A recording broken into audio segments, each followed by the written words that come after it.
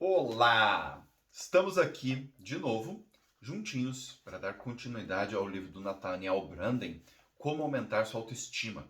O capítulo de hoje é o capítulo 10, e o capítulo 10 fala sobre a questão do egoísmo. Um capítulo interessante e importante da gente trabalhar. O egoísmo na obra do Nathaniel Branden tem um lugar importante, no sentido de que muitas pessoas fizeram críticas a isso, e é sobre isso que nós vamos falar hoje. A ideia de que desenvolver uma autoestima boa é uma atitude egoísta. Ele começa falando: quero deixar claro que em nenhum dos meus trabalhos anteriores minha mensagem foi primeiro eu e o direito dos outros não me interessa. Então, este é um ponto muito importante. Porque o Nathaniel Branden vai dar uma ênfase grande ao eu. Inclusive tem um livro chamado Honoring the Self, honrando o eu. Agora, honrar o eu é diferente de não honrar os outros. Prestar atenção em si é diferente de querer prejudicar os outros.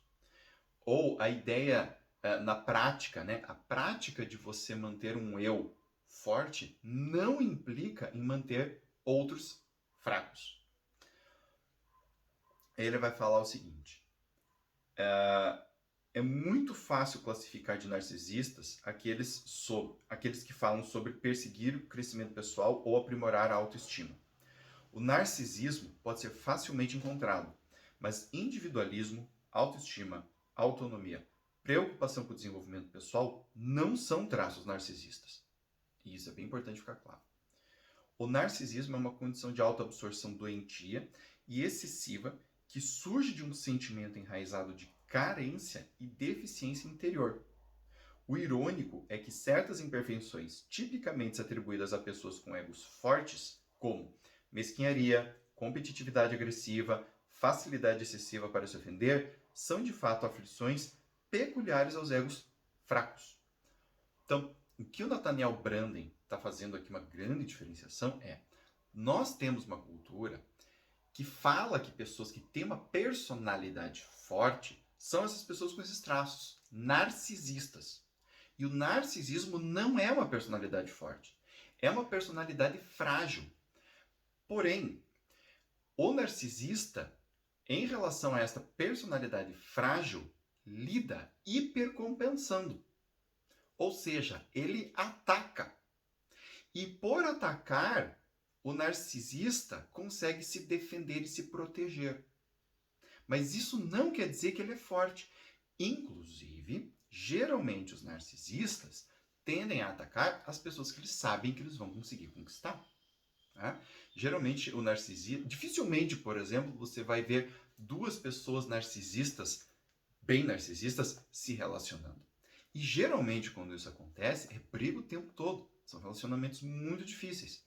Os relacionamentos que acabam dando certo são os relacionamentos onde o narcisista se encontra com uma pessoa subalterna.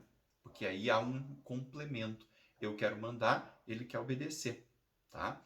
Então, essa diferenciação é muito importante, porque quando nós estamos falando de desenvolvimento de autoestima, e dentro disto, de honrar o eu, dentro disso, de se importar com o eu, não é num movimento narcísico.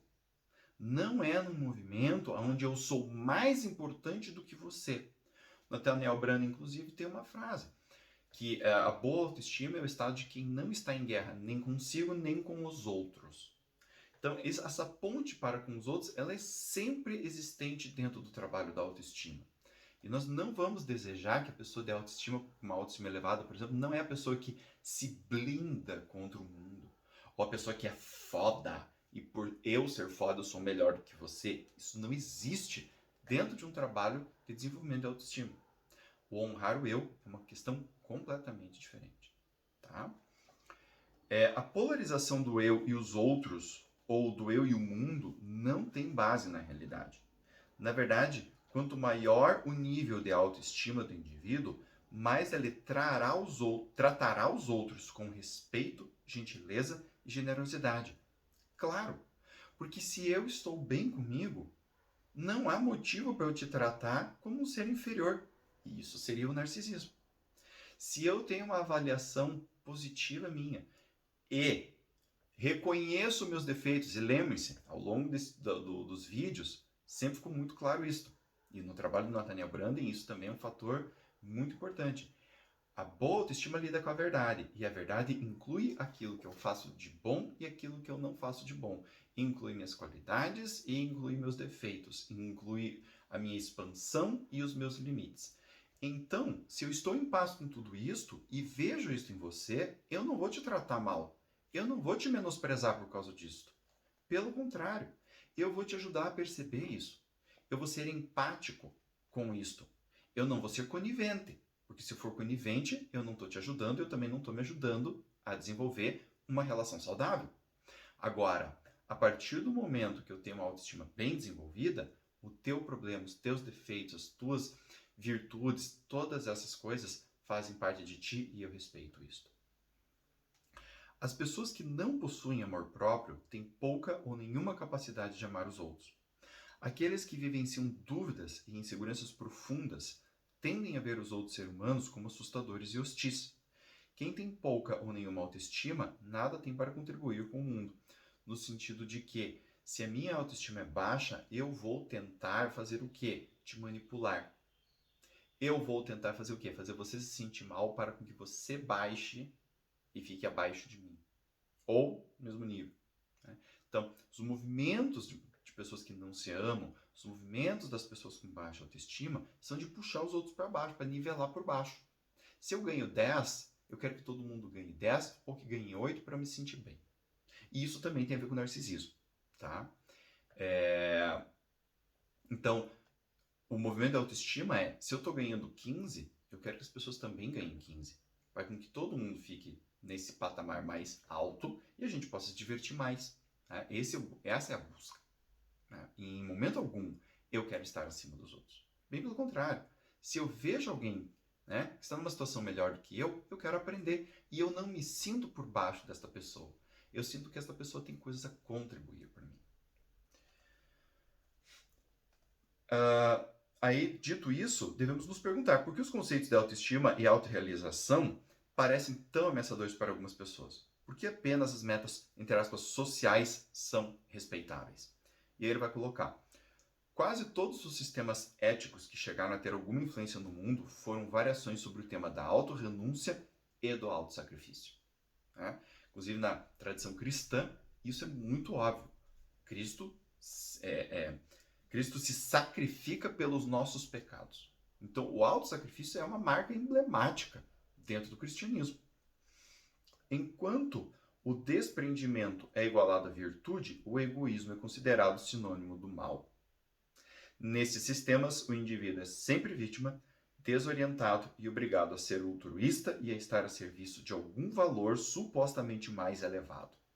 O faraó, o imperador, o rei, a tribo, a nação, a família, a verdadeira fé, a raça, o Estado, o proletariado ou a sociedade. E notem que aqui ele fala de qualquer valor superior. Né? Aqui ele está falando sobre qualquer ideologia que você siga, não está defendendo nenhuma delas. Ele está falando que a partir do momento em que eu me sacrifico, onde a minha experiência se torna menos importante do que esta ideia, é o momento onde eu sacrifico a minha ideologia. E isso pode às vezes parecer paradoxal, por quê? Porque um dos pontos importantes para o desenvolvimento de uma boa autoestima é os valores. Então, eu ter valores claros e segui-los faz parte de uma boa autoestima. Porém, no livro Os 6 Pilares da Autoestima, um dos pontos que o Nathaniel Branden coloca é que os valores servem ao eu e não ao contrário. Então, embora os meus valores sejam necessários, úteis e importantes para mim, eles são úteis enquanto uma ferramenta. Eu gosto de fazer uma comparação disso com o trabalho. Digamos que eu trabalho com um determinado nicho e estou indo lá, vivendo minha vida, feliz, tudo mais. De repente, acontecem mudanças sociais, por exemplo, e este meu trabalho perde muito valor. Eu posso dizer, não, mas eu sou uma pessoa que trabalha com isso, né? E posso insistir.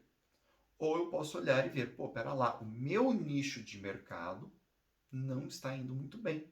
Talvez esteja na hora de eu pensar em fazer mudanças. Percebem? Se eu me identifico e digo, eu sou tal coisa, eu sou psicólogo, então eu tenho que continuar sendo. Aqui a ideologia está sendo maior do que eu. Se eu entendo que a ideologia, se o meu trabalho, no caso, né, é menos importante, ou seja, ele me serve, então eu estou entendendo que, pera lá, esta forma de continuar trabalhando no mundo não vai mais me servir, então está na hora de abrir mão disso para conquistar uma outra forma de ser, de trabalhar, de viver neste mundo. Tá? Desde cedo nos ensinam que a virtude consiste em não reverenciar as necessidades, os desejos e as mais elevadas possibilidades do próprio ser, mas em satisfazer as expectativas alheias. O viver para os outros é interpretado como a essência da moralidade, e aqueles que o pregam estão mais interessados na obediência do que na autoestima. Até que estejamos dispostos a reverenciar o eu e a orgulhosamente proclamar o nosso direito de fazê-lo, não podemos lutar pela autoestima e não poderemos desenvolvê-la. Então, esse tema de honrar o eu, ele é muito importante dentro da autoestima. Como eu falei, os sistemas sociais eles são importantes. Ter empatia pelos outros é importante. Nos capítulos anteriores a gente viu, teve capítulos só sobre isso, né? Que o desenvolvimento da autoestima passa por ajudar os outros a desenvolver a autoestima deles. Agora, isso nunca é em detrimento de um desenvolvimento pessoal. Por quê? Porque a partir do momento em que eu me desenvolvo, eu também estarei ajudando, por exemplo, pelo meu exemplo, que os outros se desenvolvam. E isso é muito importante. Desde que isso, obviamente, não caia nessa falácia narcísica de que eu sou melhor do que os outros.